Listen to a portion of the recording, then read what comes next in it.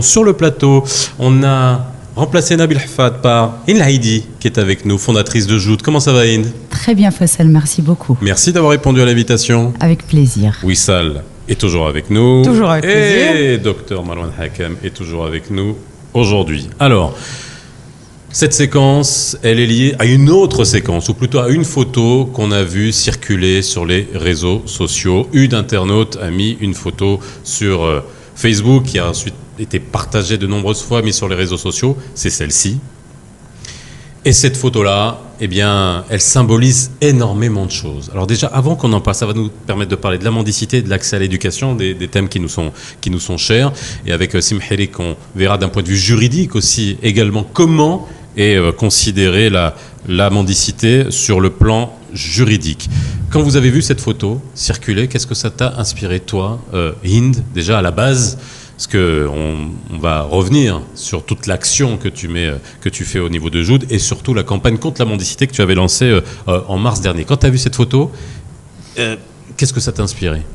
De premier abord, ce que pouvait ressentir cette petite fille au moment où elle voit passer ce bus scolaire et qu'elle voit d'autres enfants aller à l'école et qu'elle est là, en mendiante. Tout ce qu'elle a pu ressentir comme frustration, comme peine. C'est cruel. Moi,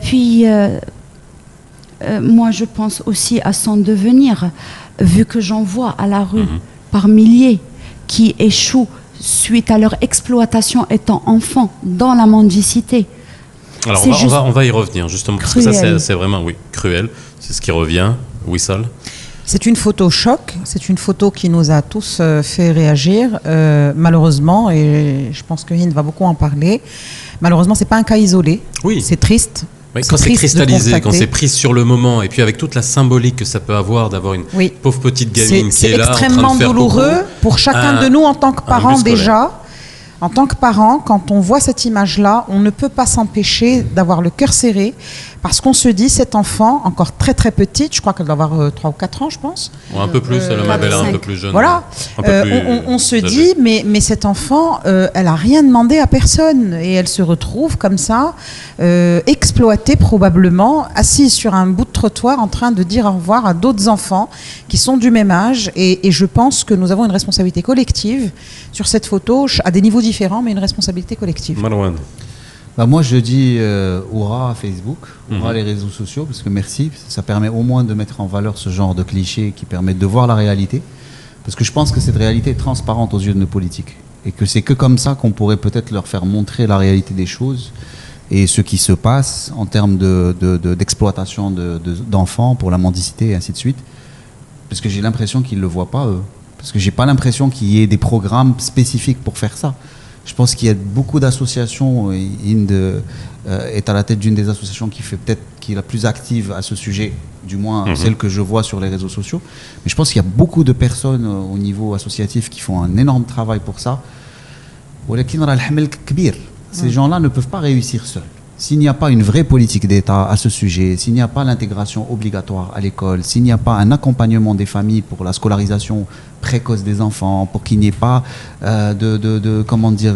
d'arrêt de scolarisation parce qu'on a besoin de revenus supplémentaires dans le foyer, si. Il y a tellement de si, c'est terrible. Alors, on va revenir, on va essayer de détailler. J'aimerais juste donner un petit détail, et là d'un point de vue journalistique et d'éthique journalistique. Alors c'est vrai que souvent, une photo, mais à un moment donné, on ne sait pas ce qui s'est passé avant, on ne sait pas ce qui s'est passé après.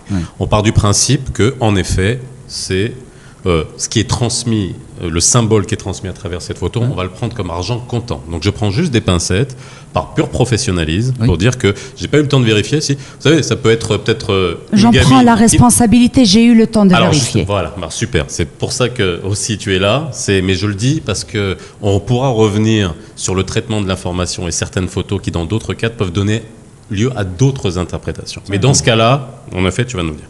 Alors, Hind, juste, ça interpelle sur 2 sujets. Accès à l'éducation obligatoire et la mendicité et l'exploitation des enfants dans la rue. Tu m'as donné un chiffre avant qu'on commence cette émission. 193 000 mendiants. 196 000 mendiants, selon le HCP, chiffre de 2007, ce qui nous classe Il y a Écoutez 14 ans. bien. Il y a 14 ans. Ce qui nous classe premier pays en termes de mendicité dans le monde arabe, devant l'Égypte. Et tout plein d'autres qui sont nettement plus pauvres par leur PIB comparé aux nôtres. Je cite la Tunisie, la Somalie, le Yémen, le Djibouti, la Mauritanie et j'en passe. Justement, il faut se poser la question. L'Égypte, qui est classée seconde, compte 42 000 mendiants. Nous, 196 000. Sachant que la population marocaine ne représente même pas la population d'une ville en Caire. Ouais. En Égypte, excusez-moi, qui est le Caire. Oui. Et donc, il faut se demander pourquoi. alors, on va se Où est demander le problème? pourquoi. Où est le problème? Ouais, on revient toujours à cette histoire de se demander pourquoi et ne pas agir pour enlever le pourquoi. Parce que oui, vous voulez qu'on vous réponde pourquoi? Oui. Je pense que on Non, sait. à part la pauvreté. On sait le à pourquoi. part la pauvreté, les inégalités. Justement, ce n'est Oui. pas la pauvreté. D'accord. Pas Ce seulement. n'est pas Pas du seulement. tout. C'est pas une affaire de Non, non, pauvreté. non, non, non. Bah quand même, non, mais attendez. Ah oui, minimum. C'est peut-être un point de départ, mais lorsque la pauvreté devient une thématique qui donne lieu à une professionnalisation et à la création d'un écosystème, je suis désolée, les chiffres que vient de citer Hind, c'est un scandale.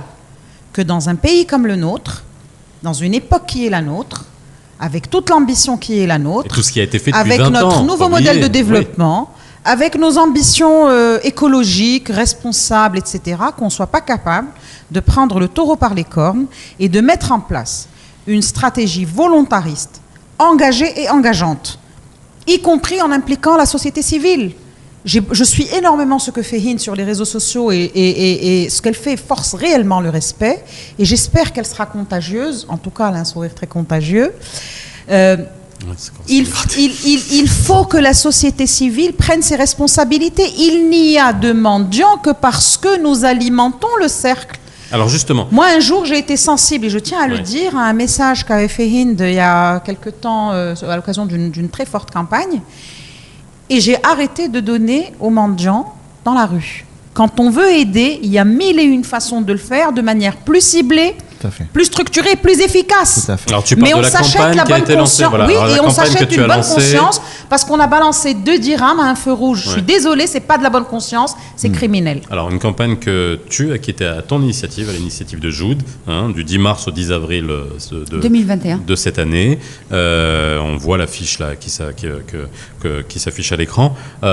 Ça a donné quelque chose, une campagne comme ça, très rapidement, parce que c'est vrai que, alors, par contre, c'est vrai que ça a donné lieu déjà à des discussions, Oui. à des prises de conscience, Des pour à et une des contre, culpabilisation. On se dit, est-ce que je donne, est-ce que je donne pas? J'ai participé aussi, tu m'as fait enregistrer une petite vidéo où le jour même où tu m'as demandé de faire la vidéo, justement, et c'est vraiment pas, c'est anecdotique, c'est, voilà, et il y a un gamin qui est venu me voir, et là, tu te sens déchiré, tu te dis, est-ce que c'est de sa faute? C'est pas de sa faute, de toute façon, parce que c'est un mineur. Et en même temps, tu te dis, il y a plein de choses qui se percutent dans la tête à ce moment-là. C'est compliqué de prendre une décision. Qu'est-ce que ça a donné? Eh bien, écoutez, nous avons mené des sondages tout au long de la campagne qui a duré 1 mois. Et le taux de favorabilité des citoyens par rapport à cette campagne qui prenait conscience de la gravité de donner de l'argent a atteint, à la fin de la campagne, 84%, qui dépassait de loin nos espérances. Mais il n'y a pas une hypocrisie chez les Marocains, excusez-moi encore une fois, il n'y a pas une hypocrisie chez les Marocains. Il y a ceux qui vont vraiment en prendre conscience, et il y a ceux à qui ça va donner bonne conscience de ne pas donner.